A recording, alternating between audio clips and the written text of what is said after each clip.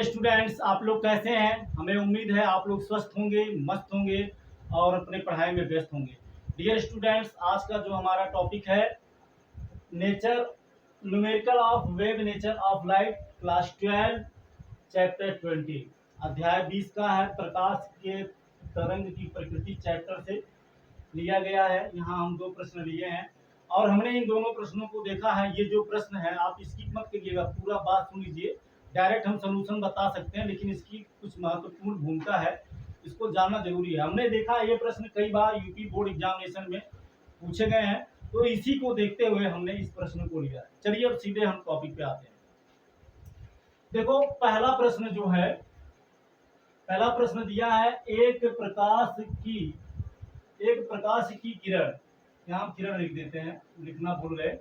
एक प्रकाश की किरण जल में 9 सेंटीमीटर तथा कांच में 10 सेंटीमीटर दूरी तय करती है।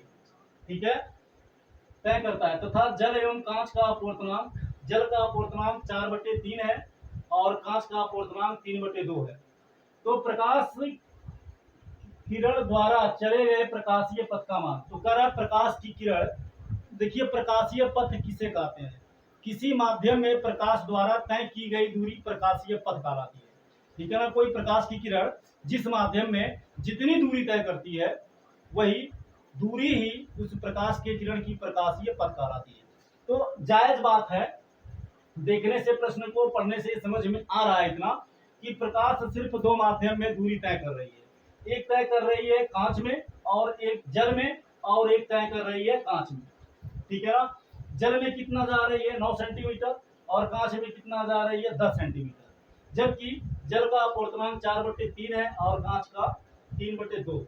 तो प्रकाशीय पथ कितना होगा? तो बहुत आसान है डियर स्टूडेंट्स, इसका सूत्र होता है प्रकाशीय पथ।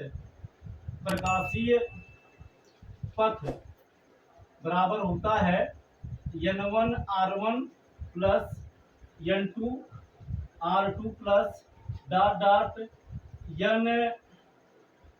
ठीक है ना, इस तरह से इसको हम क्या करते हैं, जोड़ देते हैं। तो यहाँ हमारा n1 बराबर क्या दिया है? n1 बराबर है 4/3। r1 बराबर कितना? r1 का मतलब दूरी। ठीक है ना, d1 भी आप लिख सकते हैं यहाँ, n1 d1 n2 d2। n का मतलब अपवर्तनांक और d का मतलब डिस्टेंस। r1 बराबर है 9 सेंटीमीटर, n2 बराबर कितना दिया हुआ है 3/2, r2 बराबर कितना दिया हुआ है 10 सेंटीमीटर। ठीक है ना, यहाँ लिखो। इसलिए प्रकाशीय पथ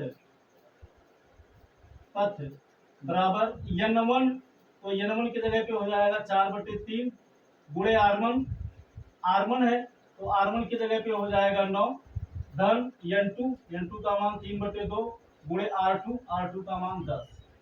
तो 3 त्रिका 9 और 2 पचे 10, तो मिला 4 गुणे 3 धन 3 गुणे 5। तो 4 का गुणा 3 में करेंगे 12, 3 का गुणा 5 में करेंगे 15, बराबर हो गया 27 सेंटीमीटर। यानी प्रकाश के द्वारा टोटल तय की गई दूरी जल एवं कांच में मिला करके 27 सेंटीमीटर है। ठीक है, बात समझ में आ गई। चलिए नेक्स्ट क्वेश्चन नंबर सेकंड देखते हैं। सेकंड क्या दिया है?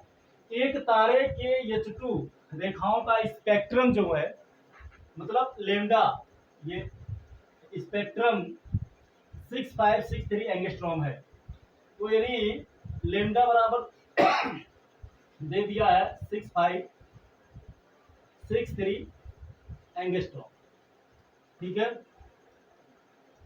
इसके बाद में डॉपलर विस्थापन यानी डेल्टा लेमडा बराबर दिया 6.563 एंगस्ट्रॉम।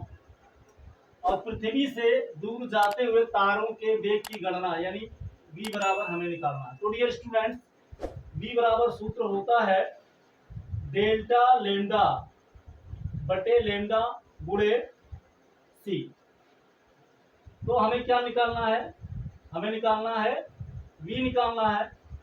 ठीक है ना, इसका मान निकालना है, v का मान निकालना है। तो डेल्टा लेमडा की जगह पे हो जाएगा कितना? डेल्टा लेमडा की जगह पे हो जाएगा 6.563 एंगस्ट्रॉम को मीटर में जब आप बदलेंगे तो 10⁻⁻10 मीटर हो जाएगा। अपॉन लेमडा, तो कितना है 6563 इंटू 10 टू, इसको ये भी एंगस्ट्रॉम है, मीटर में बदलेंगे तो एक एंगस्ट्रॉम बराबर 10 to the power minus 10 metre, तो 10 to the power minus 10 metre हो गया। इनटू सी, सी का मतलब प्रकाश का चार्ज, तो प्रकाश का charge 3.0 into 10 to the power 8, ठीक है।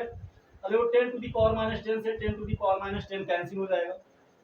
अब देखो क्या है, यहाँ दशमलव के बाद 3 अंक है, तो यहाँ से 3 जीरो हम यहाँ ले लेते हैं, तो 6, तो ये हो जाएगा 6563 इंटू 3.0 इंटू, अब देखो दशमलव के बाद ये 3 अंक 0.563 को जब हम इधर ले लेंगे, दशमलव के पहले ले लेंगे, तो यहाँ से 3 जीरो घट जाएगा, तो यहाँ बचेगा 10 टू दी पावर 5, 8 था, तो 8 से ये 3 दशमलव के बाद 3 अंक को दशमलव के पहले लिखेंगे तो 3 जीरो घट जाएगा, तो 8 में से 3 जाएगा 5 अपॉन 6563, ठीक है।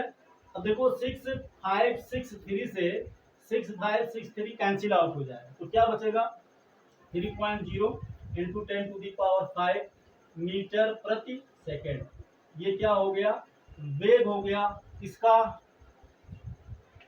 वेग हो गया तारों का। तो डियर स्टूडेंट्स, आई होप आप इसे अच्छे से समझ गए होंगे।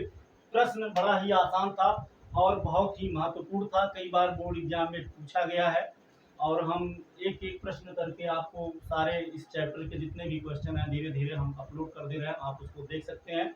और अगर आपको मेरा वीडियो पसंद आता हो तो प्लीज़ आपसे रिक्वेस्ट है, आप मुझे अपना सपोर्ट दें, अपना समर्थन दें और अपने मित्रों में शेयर करें, और अगर आप हमारे चैनल पे नया हो तो अपना प्यार हमें जरूर दीजिए।